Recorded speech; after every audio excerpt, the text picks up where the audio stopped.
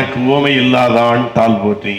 பாசிச பாஜக அரசை கண்டித்து பழங்குடியின அழிப்பு போரை உடனடியாக நிறுத்து என்கிற கோஷத்தோடும் அமைதி பேச்சுவார்த்தையை உடனடியாக நடத்த வேண்டும் என்கிற கோரிக்கையின் அடிப்படையில் நடத்தப்படுகிற இந்த கருத்தரங்கத்தினுடைய தலைமை பொறுப்பை ஏற்றிருக்கின்ற தோழர் அரங்க குணசேகரன் அவர்களே, இங்கே எனக்கு முன்னாலும் பின்னாலும் பேச இருக்கிற அறிவுசார் பெருந்தகைகளே, இங்கே வருகை இருந்திருக்கின்ற இளைஞர் பட்டாளமே, உங்கள் அத்தனை பேருக்கும் இறைவனின் சாந்தியும் சமாதானமும் உண்டாகட்டும் என்று பிரார்த்திக்கிறேன். ஒரு பழங்குடியின மக்கள் இன்றைக்கு எந்த நிலையில் இந்தியாவிலே வாழ்ந்து கொண்டிருக்கிறார்கள் என்பதை தோழர் சோனி அவர்கள் காட்சிப்படுத்திவிட்டு இன்றைக்கு காட்சிப்படுத்தியதை அவர் அந்த சம்பவங்களை எல்லாம் இங்கே கோர்வையாக இங்கே அர்ப்பணித்து விட்டு அமர்ந்திருக்கிறார்கள். நாமும் இதையெல்லாம் கேட்டுவிட்டு கோஷமிட்டு விட்டு வெந்ததை தின்றுவிட்டு விதி வந்தால் சாகலாம் என்று இருக்கிற கூட்டமாக இருந்து விடாமல் புரட்சிகர இளைஞர்களாக மாற்றத்தை உண்டாக்குவர்களாக மாறினால் மட்டுமே இந்தியாவை காக்க முடியும் என்பதை முதலில் நாம் உணர வேண்டும். அதை உணராதவரை நம்மால் ஒன்றும் செய்துவிட முடியாது. சிறுபான்மை மக்களை தாக்கினால் அவர்கள் குரல் கொடுப்பார்கள், ஆதிவாசிகளை தாக்கினால் அங்கே இவர்கள் பேசிக் கொள்வார்கள். நமக்கு என்ன, தேர்தல் வந்து விட்டால் 2000 3000 என்கிற பேரத்தோடு நம்முடைய வாழ்க்கையை முடித்துக் கொள்ளுகிற ஜனநாயகவாதிகளாய் நாம் இருக்கிறவரை நாம் உருப்பட போவது இல்லை என்பதை நீங்கள் முதலிலே புரிந்து கொள்ள வேண்டும். இந்த தருணத்தில் ஒன்றை பதிவு செய்ய விரும்புகிறேன். மகாத்மா காந்தி அவர்கள் பாலஸ்தீனத்தை ஆதரித்து வந்திருக்கிறார்கள்.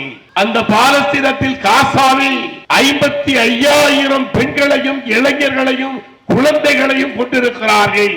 அந்த போரை நிறுத்த வேண்டும் என்று ஐநாவில் கொண்டு வந்திருந்த தீர்மானத்தில் இந்திய பாசிச அரசு வாக்களிக்காமல் தவிர்த்திருப்பதை கண்டித்து என்னுடைய உரையை ஆரம்பம் செய்ய விரும்புகிறேன். அன்புக்குரிய சகோதரர்களே, சகோதரிகளே, பாசிஸ்டுகள் எல்லா இடங்களிலும் இருந்தாலும் அவர்கள் அப்படித்தான் இருப்பார்கள். ஆனால் இந்த பாசிஸ்டுகளுக்கு ஒரு உறவு இருக்கிறது. இவர்கள் நெருக்கமாக இருப்பார்கள். இன்றைக்கு இஸ்ரேலுக்கு ஆதரவாக இன்றைக்கு இந்திய அரசு இருக்கிறது. அதைத்தான் அவர்கள் இப்படி காட்டிக் கொள்ளுகின்ற ஒரு சூழல் இருக்கிறது. ஒன்றை சொல்லுகிறேன், பஹல்காமிலே ஒரு தீவிரவாதிகளால் மக்கள் கொல்லப்பட்டார்கள்.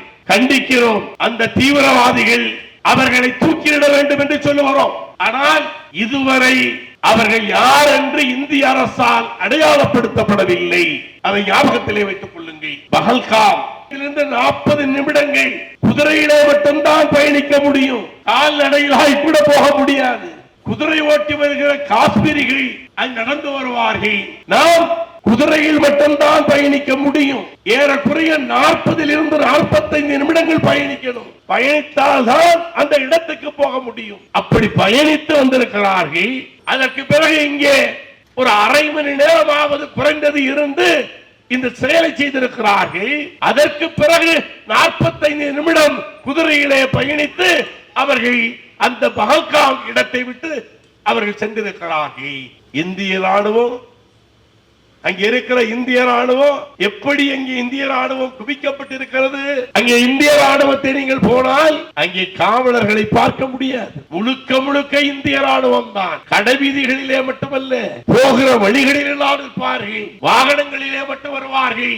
அவர்கள் அங்கே இருக்கிற கடைகளுக்கு மேலாக, அங்கே இருக்கிற கட்டிடங்களுக்கு மேலாக துப்பாக்கிகளை வைத்துக் கொண்டு நிற்கிறார்கள். அந்த இடத்துக்கு போகும் பொழுது, பஹல்காமுக்கு உள்ளே நுழையும் பொழுது ராணுவ வீரர்களை தாண்டித்தான் செல்ல வேண்டும், செல்ல முடியும். அப்படிப்பட்ட இடத்திலே எங்கேயோ இருந்தோ ஒருவன் வந்து இத்தனையும் செய்து கொண்டிருந்தான் என்றால், அங்கே இருந்த ராணுவ வீரர்கள் என்னுடைய தமிழச்சிகளை கற்பழித்துக் கொண்டிருந்தார்களே இலங்கையில, இங்கே கற்பழித்துக் கொண்டிருக்கிறார்களே ஆதிவாசிகளை, அதுபோல் ஏதாவது பணிகளை செய்து கொண்டிருந்தார்களா?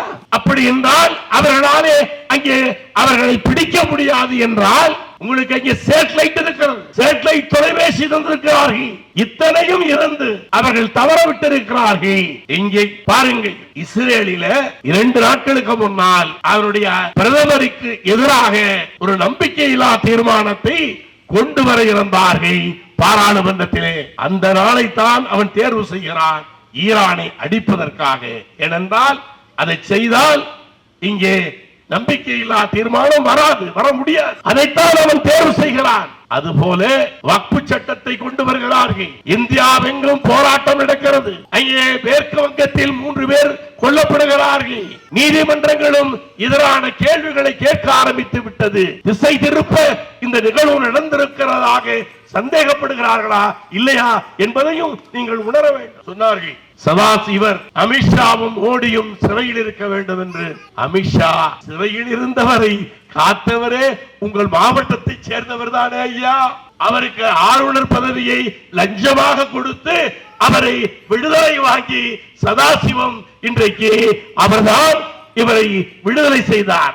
நீதியரசராக இருக்கிற நேரத்தில் நீதிமன்றங்கள் என்னவாக இருக்கிறது? நீதிமன்றங்களிலே நீதி எங்கே இருக்கிறது? நீதிமன்றங்களில் பாபர் மசூதியினுடைய வழக்கை தீர்ப்பளித்த 5 நீதிபதிகளும் அவர்கள் ஓய்வு பெற்ற பிறகு அரசு பதவிகளை பெற்றிருக்கிறார்கள். கடைசியாக சந்திரசூட் என்கிற யோகியரும் அந்த அரசு பதவியை பெற்றிருக்கிறார். இதையெல்லாம் எங்கே நீதி கிடைக்கும்? எங்கே நீதி கிடைக்கும்? நீதி எல்லாம் விற்கப்பட்டு போய் கொண்டிருக்கிறது. ஒரு காலகட்டத்திலே வாழ்ந்து கொண்டிருக்கிறோம். ஆகவே அன்புக்குரிய சகோதரர்களே, காஷ்மீரத்திலே அடித்தால், காஷ்மீரத்திலே இளைஞர்களை கொன்றால் அவர் லஷ்கரி தொய்பா.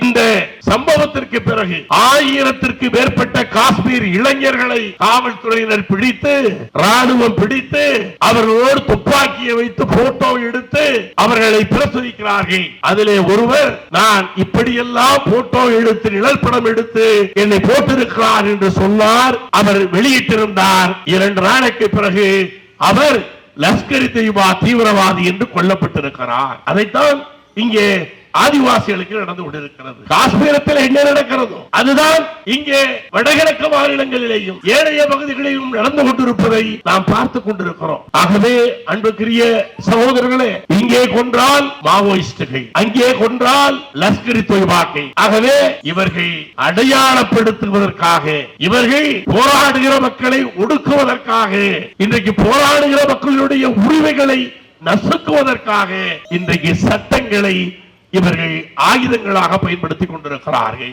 ஆகவே இந்த கருத்தரங்குகளின் மூலமாய் உங்களுக்கு சொல்ல வருவது என்னவென்றால், இந்த நாடு சரியான நிலையிலே இல்லை. இங்கே சட்டங்கள் காக்கப்படுவது இல்லை, மனித உரிமைகள் காக்கப்படுவது இல்லை.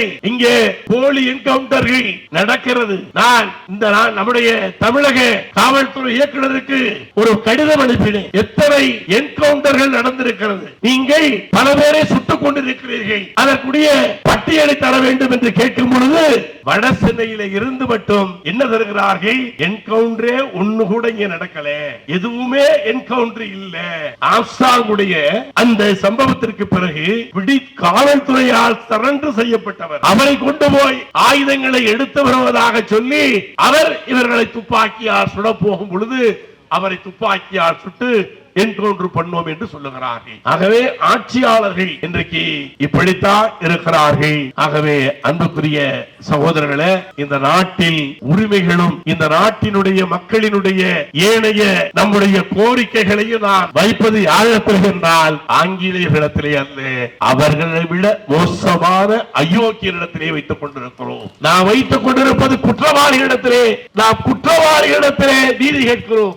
மோகன் அவர்கள் சொன்னது போல அவர்கள் குஜராத்திலே மட்டுமல்ல, அங்கே சொராபுதீன் என்பவரை என்கவுண்டருடைய வழக்கிலே குற்றவாளியாய் மகாராஷ்டிரா சிறையிலே இருந்தவர்தான் மோடி. அமித்ஷா, அதே அமித்ஷா, அது மட்டுமல்ல, அமித்ஷாவை நீதிமன்றத்துக்கு வர வேண்டும் என்று சொன்ன அந்த நீதிபதியே போட்டு தள்ளானுங்க. இப்படிப்பட்ட அயோக்கியர்கள் அந்த நீதிபதிக்கு நியாயம் வேண்டும் என்று அவருடைய சகோதரி போடி அவர் கோரிக்கை வைக்கிறார்.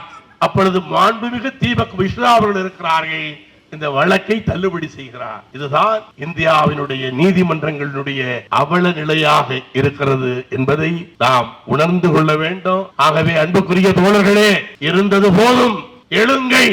இந்த நாட்டினுடைய விடுதலைக்கு இளைஞர்களே நீங்கள் மட்டும்தான், உங்களால் மட்டும்தான் முடியும். நாங்கள் வேர்களாக அல்ல, நாங்கள் உரங்களாக இருக்க தயாராக இருக்கிறோம். இளைஞர்களே விதைகளாக எழுங்கள், புரட்சி செய்யுங்கள், ஆட்சியை மாற்றுவோம், நாட்டை திருத்துவோம். வெற்றி நமதே.